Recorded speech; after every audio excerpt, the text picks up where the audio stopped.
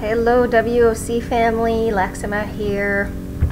So this video is to tell you, one, why I started Women on Change, and two, the program that we have, why the program is framed the way it is, and to be able to get your feedback. As we move forward, as I mentioned to many of you early on, that there will be more videos coming out for me to share a lot, and I'm going to start with myself. So in 1993 my family came here, my two parents and 12 siblings at the time.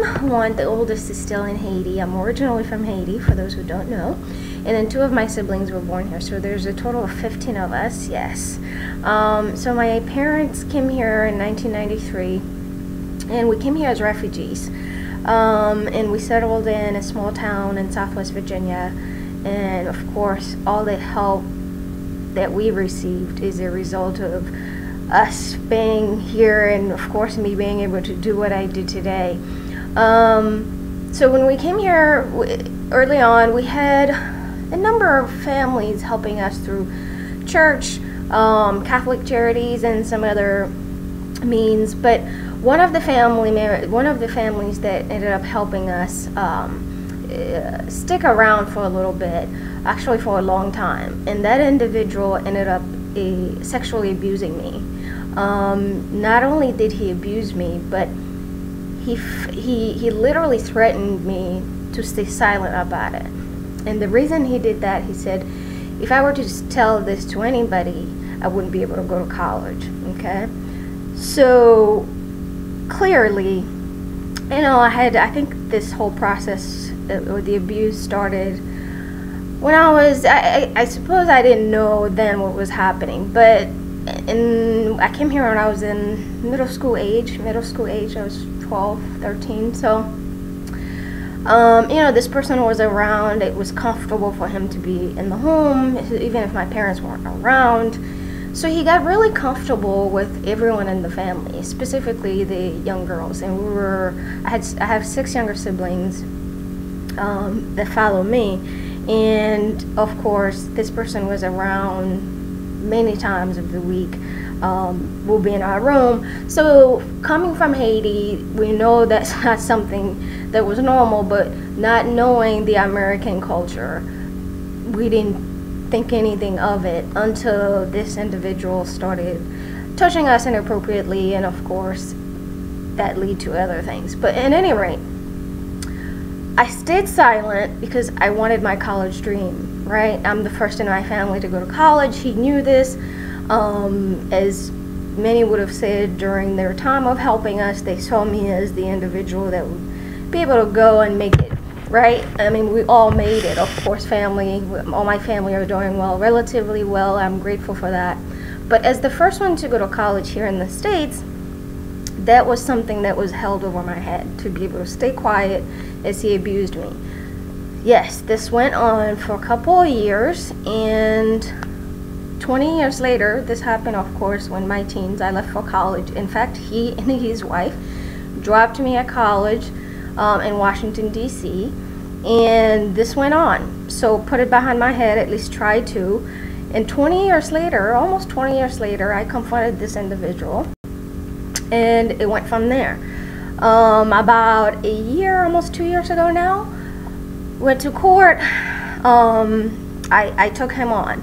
Justice, quote unquote justice, was something that I believe that I deserved. And after confronting him, he threatened me, of course, and then I moved forward. So I didn't let the threat stop there.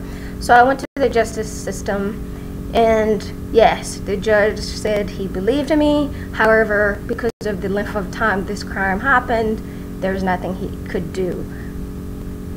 He served no time, nothing happened. So that's that. So you can imagine how I felt at that time. So this was about 2 years ago. But prior to coming to the States, 3 things changed my life as a kid. I was working on the beach selling items to try to help my family. And before the age of 11, I came here about when I was 12. Before the age of 11, I had about 2 attempts of kidnapping, and being also around, just being in a country like Haiti, for some of you who know, abuse, particularly women getting physically abused by either their husbands or boyfriends. That's something I saw that changed my life as well. So all these things, coming to this country, growing up in Haiti, trauma has always been part of my life. Outside of that, I've been very grateful because I've had a family who's been around, friends. I've never had any issues when it comes to having friends, getting to know people. But I think one thing that worked out for me as I went through all these trauma or life experiences, one thing that worked out for me is that I also felt like deep inside of me there was something greater. And I was never a church person. I just had this hope that I held on to, and don't tell me where that comes from. But I think as a kid there's always this this fighting spirit that I always had, and I've always had that, and thank God I think I still do have it. So what resulted of Women on Change is all these experiences, and then when I came to DC, I started volunteering. And one of the experiences, well, not just DC, I started volunteering actually in high school. And if you read through our website, you'll realize that I shared a story about a young boy, Jake, who literally changed my life. But when I came to DC, I would say, I graduated in 2003, I would say around 2005, I started volunteering throughout the city. And then one particular place that I volunteered was a place in, it's either southeast or northeast DC at the time, who provides a space for young teens who had been traumatized or sexually abused or substance abused. It was an interesting experience, but I went there and something opened my eyes. I ended up, I can't remember exactly the details, but this young lady I met, you could tell, I don't know if is it that she had been abused or she had mental issues, but we bonded. So I got to talk to her, but I went on to volunteer throughout the city, from shelters with women who've gone through a lot of things in their lives to the school system, education spots, just try to understand my own personal experience, of course. But what I find out, actually I was very interested in, like, okay, I went through some of the things that I did. I'm sure there are more out there who can benefit from my experience and try to share it. But what I discovered is, in that process, not all, but the majority of all these folks that were offering different services to different people who needed it, is that I felt like there was something missing, right? It's either they got to them too late, or they were providing what they could, and then they were just providing them that basic, and there's nothing wrong with that. I personally felt like you should try to help someone or anyone before they get to a point that it's too late. And what I saw in a lot of these environments was that whatever that they were offering, yeah, it was maintaining, it was helping people staying afloat.